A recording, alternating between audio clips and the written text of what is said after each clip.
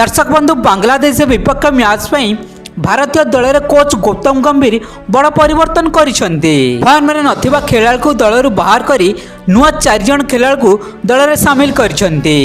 सूचना अनुसार आसंता काली भारत तार प्रथम मैच बांग्लादेश को भेटिबो। बांग्लादेश दल भारत को सदाबले झटका दबाक प्रस्तुत रही थाए, किंतु भारतीय खेलाड़ी माने तांको प्लान को सफल होबाकू दियंती नाही। अन्य पक्षे भारतर बॉलिंग लाइनअप दुर्बल थिबारु बांग्लादेश भारत उपर भारी पड़ियो बोली किछि विशेषज्ञ मत देइछंती। तेबे आसंता काली मैच पई कोच गौतम गंभीर भारतीय दलर प्लेइंग 11 घोषणा करिसेंती। तांको दल रे भारत पई रोहित शर्मा और शुभमन गिल ओपन करिवे।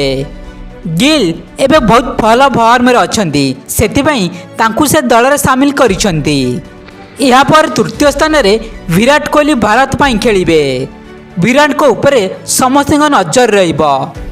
यहाँ पर चतुर्थ स्थान में श्रेयस अय्यर और पंचम स्थान में wicket keeper batsman KL Rahul Bharat पर बैटिंग भार संभाळिबे।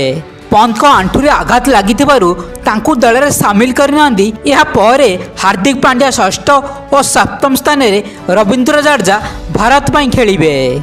अष्टम स्थान में अक्षर पटेल भारत में स्पिन भार संभाळिथिला बेले नवम स्थान में अर्शदीप सिंह और दशम स्थान में मोहम्मद शमी भारत पर स्पेस बॉल अटैक करेंगे। तेबे 11 नंबर स्थान में से वरुण चक्रवर्ती को दल में शामिल करिसेंती।